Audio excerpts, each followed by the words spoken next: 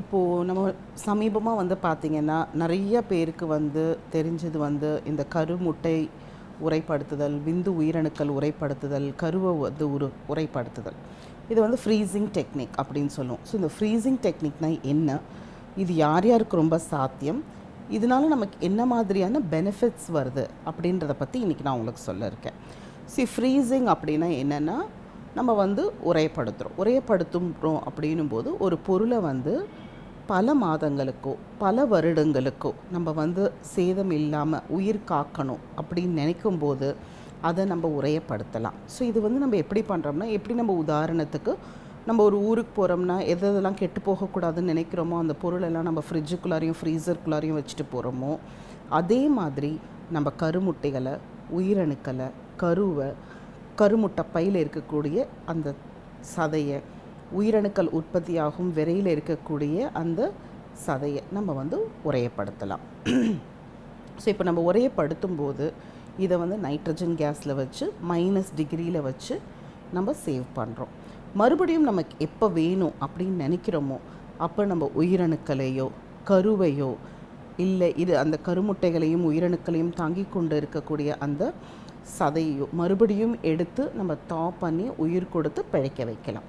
So இந்த வகையில் கருமுட்டை உயிர்ப்படுத்துதல்ன்றது யார் யாருக்கெல்லாம் வந்து இது ரொம்ப சாத்தியம் அப்படின்னு பார்த்திங்கன்னா, கருமுட்டைகள் ரொம்ப குறைவாக இருக்கவங்க. ஒரு சிலருக்கு பார்த்திங்கன்னா ஒரு கருமுட்டை 2 கருமுட்டை மட்டும்தான் ஒரு மாதத்திற்கு வரும்.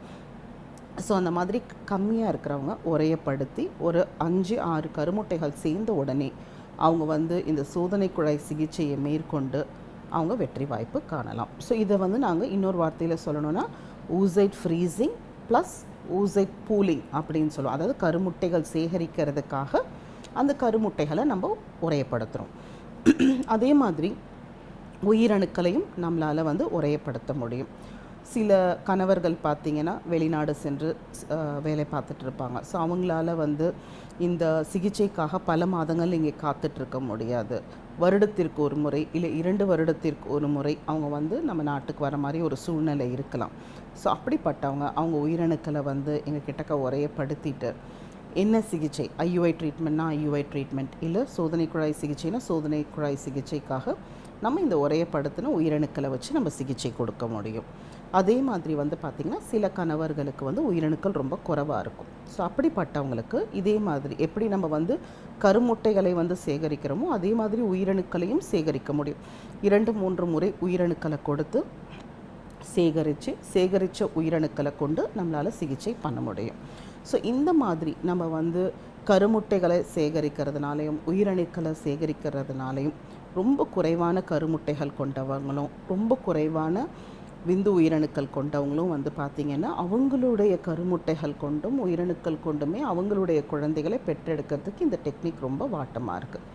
அதே மாதிரி வந்து பார்த்திங்கன்னா சில பேஷண்ட்ஸ் வந்து கேன்சர் ட்ரீட்மெண்ட்டுக்கு போவாங்க. ஸோ கேன்சர் ட்ரீட்மெண்ட்டுக்கு போகிறதுக்கு முன்னாடி சில மெடிக்கேஷன்ஸ் அவங்க எடுக்கிற மாதிரி இருக்கும், கரண்ட் ட்ரீட்மெண்ட் எடுக்கிற மாதிரி இருக்கும். ஸோ அந்த மாதிரி அவங்க வந்து மருந்துகள் கரண்ட் ட்ரீட்மெண்ட் போகிறதுக்கு முன்னாடி அவங்க கருமுட்டைகளையும் உயிரணுக்களையும் அவங்க உரையப்படுத்திட்டு போகிறதுனால இந்த கருமுட்டைகளும் உயிரணுக்களும் ஒரு பேக்கெண்டில் அவங்களுக்கு டெபாசிட்டடாக இருக்கிறதுனால சிலர் பார்த்திங்கன்னா சிகிச்சைக்கு அப்புறம் கருமுட்டைகளே இல்லாமல் போயிடும். அதே மாதிரி கணவருக்கு உயிரணுக்களே இல்லாமல் போயிடும் கேன்சருக்கு எடுக்கக்கூடிய ட்ரீட்மெண்ட்னால்.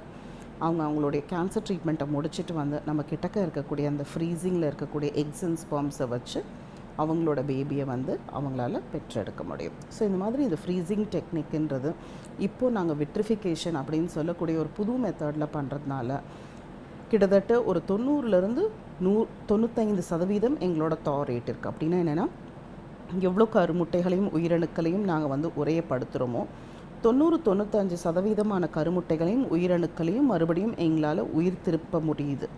மிந்தி வந்து பார்த்திங்கன்னா ஒரு 10 வருடத்திற்கு முன்னாடி நமக்கு ஃப்ரீசிங் டெக்னிக் நம்ம நாட்டில் அவ்வளோ நல்லா இல்லை.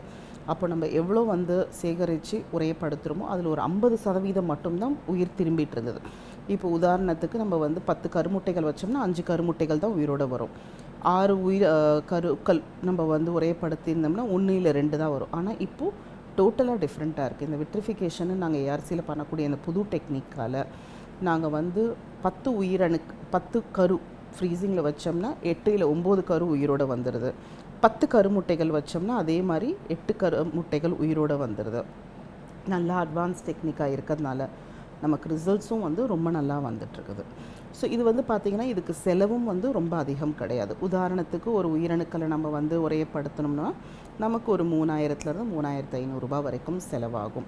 அதே மாதிரி கருவை உரையப்படுத்தணும் அப்படின்னும்போது ஒரு 15,000லேருந்து 20,000த்திற்குள்ளார நமக்கு செலவாகும். பட் இந்த மாதிரி நம்ம கிட்டக்க இருக்கக்கூடிய அதிகமான கருவை வந்து நம்ம வந்து சேமித்து வைக்கிறதுனால பின்னிட்டு 2வது குழந்தைக்கோ இல்லை முதல் முறை இவங்க வந்து சோதனை குழாய் சிகிச்சை எடுக்கிறாங்க, அது தோல்வி அடைஞ்சதுன்னா மறுபடியும் அவங்க ஃபுல்லாக வந்து செலவு பண்ணி சிகிச்சை எடுக்கணுன்ற அவசியம் கிடையாது. அவங்க கிட்டக்க இருக்கக்கூடிய அந்த கருவை மட்டுமே, உரையப்படுத்தின கருவை மட்டுமே எடுத்து உயிர் திருப்பி வளர்க்கறதுனால அவங்களால வந்து சுலபமாக எந்த ஒரு அதிகமான செலவும் இல்லாமல் 2வது முயற்சியோ இல்லை 2வது குழந்தைக்கோ அவங்களால வந்து ப்ரொசீட் பண்ண முடியுது.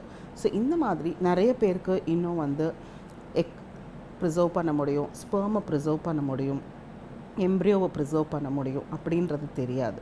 ஸோ இந்த மாதிரி டெக்னிக்ஸ் இருக்கிறதுனால நம்மளால் வந்து இன்னும் நம்மளோட ஃபர்டிலிட்டி பொட்டென்ஷியலை அதிகரித்து இன்னும் நிறைய சக்ஸஸ் தம்பதியினருக்கு கொடுக்க முடியுது. அதுவும் வந்து அவங்களுடைய கருமுட்டைகள் உயிரணுக்கள் கொண்டே நம்மளால் அவங்களுக்கு அதிகமான வெற்றி சதவீதம்